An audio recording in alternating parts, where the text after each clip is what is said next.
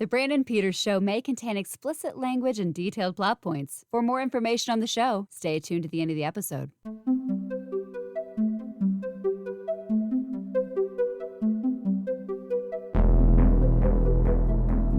Happy 4K BLUsday, everybody, for Tuesday, October 20th in the year 2020.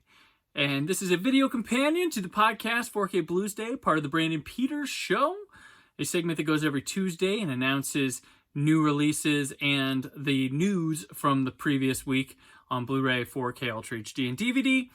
And this channel is, visual guide. I don't have everything I talk about on that show. That'd be nuts. I don't have the money to buy all of it, and I don't have the time to review all of it, but I will show you what I do have, some other things to look at, and also do giveaways, like our Back to the Future giveaway, the hashtag Gimme Butt to Face branded. No, it's not butt to face. No, I'm not going to show up their house and give them butt to face. Not even if they ask.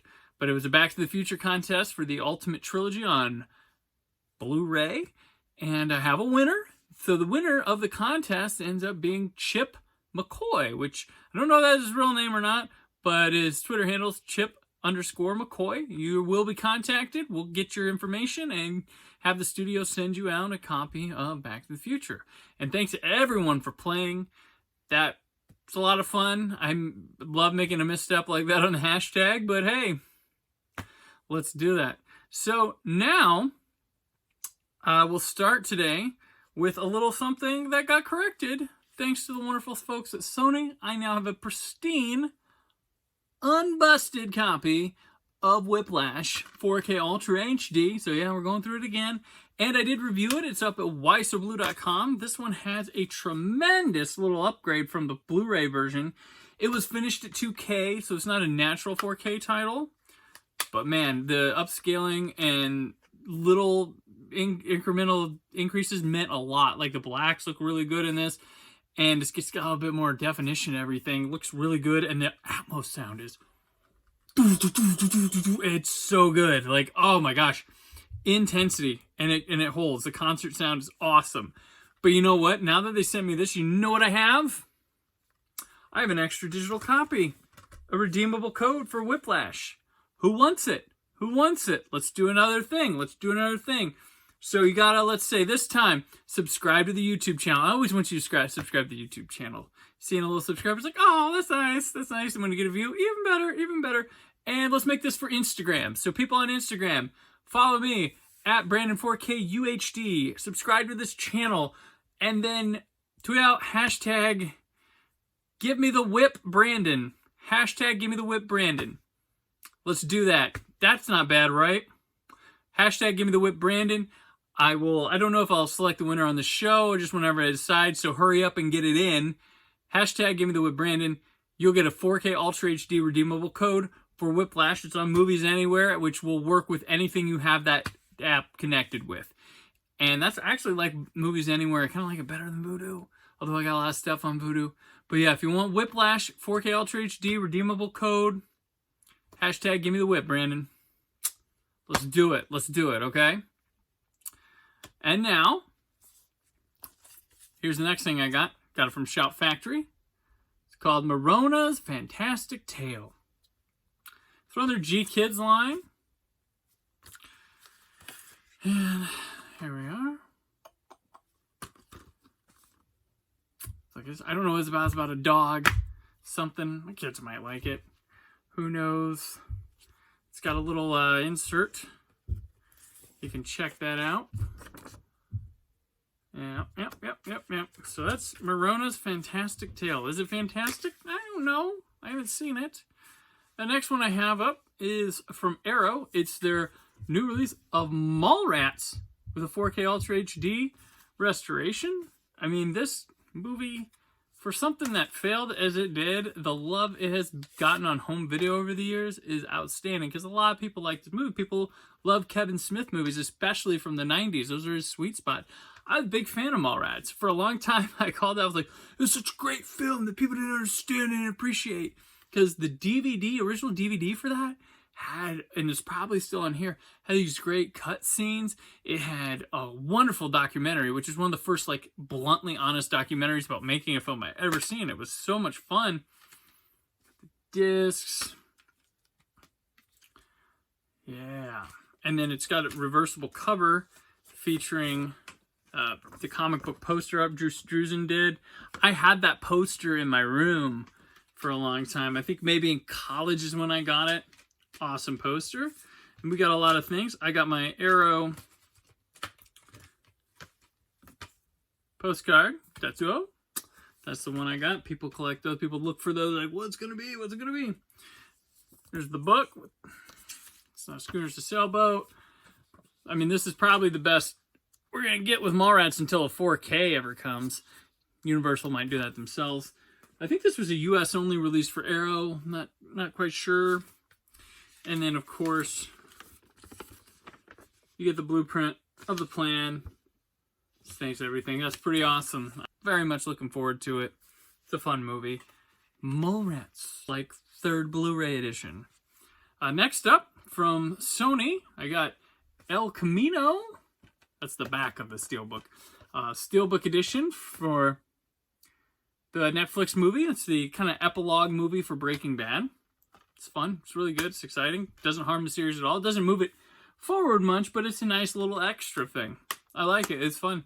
It does a lot of cool things. It doesn't feel hackneyed or forced. It's very nice. Here's a controversial title already, but I have The Flintstones, the complete series. A very hot item people are looking forward to. My review is up at whysoblu.com. There's an issue currently. That was a big deal. It's got a little insert, episode guide. All 166 episodes, plus the man they call Flintstone makes its debut here. The discs aren't anything special. They're just blue and green. They have a WWE SmackDown Flintstones movie on here, which that and the man they call Flintstone are only in SD with Dolby Digital 2.0 surround. The WWE movie was on Blu-ray by itself and had 5.1 lossless. They're a bonus, but there was better. Now, there is a problem that's been reported and is being investigated by Warner Brothers, in which High Def Disc News, I believe, is the first ones to find it. Episode 17, this one has orange and red disc. Episode 17 of the series is missing sound effects and the score. Kind of weird. But I have a theory, because the music that's missing is some sort of sax music that might have been something laying around the post-production studio, and they threw it in to fit with it, and it might be copyrighted. And while using something on TV to broadcast or stream is fine in one thing, because it is fine on HBO Max, putting it out on home video is another. There's a whole weird royalty thing with old music. That's why it took the Wonder Years forever to come out, and it's missing a couple songs. There's Married with Children's missing the opening theme. They replaced it. Dawson's Creek is not got the Paula Cole theme. It's got a different one. And it's because there's different rights for home video, and it usually costs more money than they don't think they're going to get back to put it out. So that might be the case. And because of the limited amount of tracking for these old mono shows, the vocals might have been one track and then everything else on the other track. So when the person was doing the post-production, they might have just said, oh, we got to whip the music. And they lifted the one track, went ahead, didn't realize it, and they missed that. And then the people who QC it, sometimes they miss these things. They aren't huge fans all the time, and you going through 166 episodes, and if you didn't know it wasn't missing, you might not notice. It might be weird, but that's my assumption with this. I don't know if that's the case or not. They're looking into it. I'm sure Warner Brothers is going to make it right. New stuff that I have this week, we're going to go my pick of the week, as is tradition. I don't have it yet. It's Back to the Future, the 4K edition, but I'm going to go back to just the recent one here. This was for the 30th anniversary of the Back to the Future. And they went and put a better case on it, because the one before had the worst thing to get discs out. And I think the new 4K one kind of emulates this a little bit. Get all of them in there. Can't remember what was extra on this one. I remember they included in a special edition, they included the old cartoon, the complete series. But I think there was an extra disc with some kind of garbage bonus material on here that didn't matter. But that was the previous Back to the Future set for you.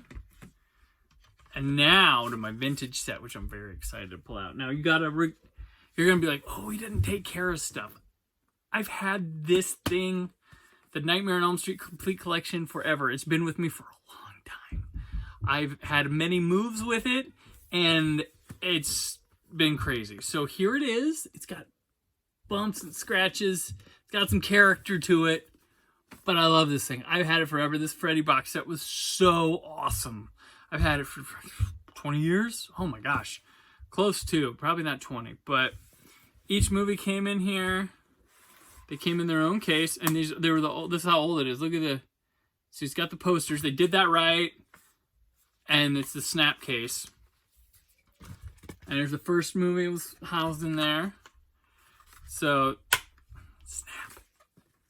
We have then A Nightmare on Elm Street 2, which that poster didn't get used much. They always use the one, this stupid one with the Friar and Freddy, like, hey, what's up? Freddy Krueger in this movie, Freddy's Revenge. But this one's just really, I like this one. It's a cool poster for part 2. Part 2, which is a lot of fun. It's a really fun movie. Weird, it's wild, it's deep, it's layered, it's crazy. It's a lot of things. And they actually have a picture of not Freddy in there, because that's the guy who filled in for Robert Englund for like a day or two, and they're like, this isn't working, we need him back. Because they were just trying to do things cheaply. It was New Line. They didn't have a lot of money back then.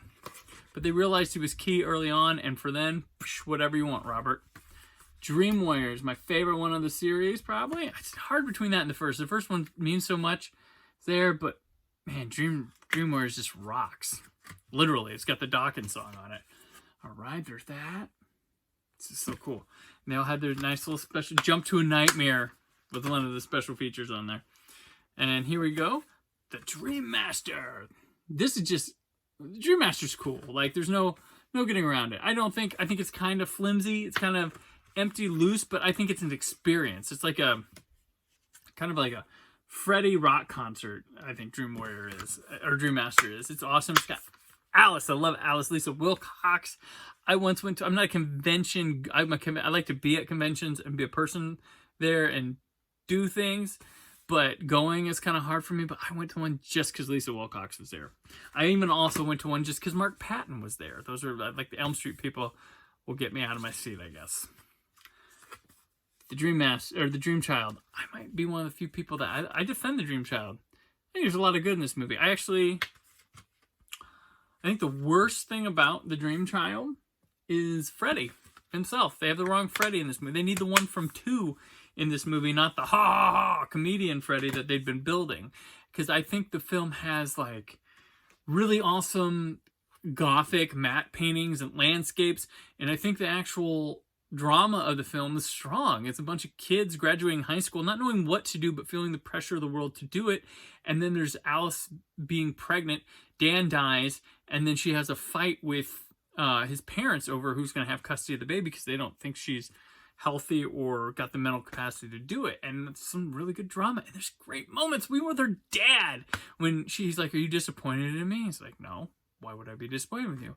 And then he makes the comment, and he's like, it'd be nice to have a little boy to play with around here again. And it's like, oh my gosh, there's good stuff in the Dream Child. Like, people hate.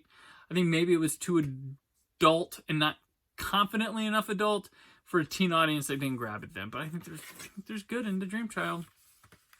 Freddy's Dead. There's stuff to appreciate here. I can watch it. This is probably my least favorite of the original run. But Rachel Talalay, she's done such great work since then, and I think something's there with that one. There's an audience for it, and I'll watch it easily. The original canon of these, I will. I love Wes Craven's New Nightmare. I think this is brilliance. Really great stuff. This was the first one I saw in the theater. I think it's my first R-rated movie in the theater, too. Crazy. I remember my heart was crazy stuff. Here's the bonus disc I talked about. This thing is a madness. There's a lot of good stuff on this one. But holy crap. Yeah, they call it the Labyrinth. And weave through this interactive environment and unlock the mysteries of the franchise. Seriously, like, it is... A lot to get through in that one. We also have, it comes with these 3D glasses. That'll give you a headache. So, yeah. There's 2 of them for the couple seconds at the end of Freddy's Dead that have that. This comes with a nice book. Look at that. Got cool stuff in here. Oh yeah, good stuff, good stuff, good stuff. So, yeah, instructions for DVD-ROM use for the Nightmare Station Encyclopedia. I think this might tell you how to get there, but it's a really cool little book insert. I mean, this is ahead of its time with collector things that we would get later from Arrow and Criterion in them. And the New Line, they never treated Freddy wrong. They always liked him. The House of Freddy build, of course. So, there you have it. That's everything. So, congrats to Chip McCoy for winning the Back to the Future set. And I look forward to whoever's going to hashtag out the Whiplash thing, right? Right? Mm-hmm. Exciting. So, that'll do it. And I'll be back tomorrow. We have Old Space Show. Again, Jim and I exploring Space 1999. And 4K BLUsday will return next week. So, for now, remember to keep the positivity in your online film discussion. Thank you for listening. The Brandon Peters Show is a Creative Zombie Studios production. Produced by Brad Shoemaker and Brandon Peters. Written and edited by Brandon Peters. Announcer vocals by Jessica Alsman. Theme song by Metavari. Web design and show art by Brad Shoemaker with Brandon Peters. All music and clips featured in the episode are property of their respective studios, and no infringement is intended. Additional information on this and other episodes at thebrandonpetershow.com. For any inquiries, press opportunities, or sponsorship, contact mail at thebrandonpetershow.com. The show is available on Apple Podcasts, Spotify, or anywhere podcasts are found.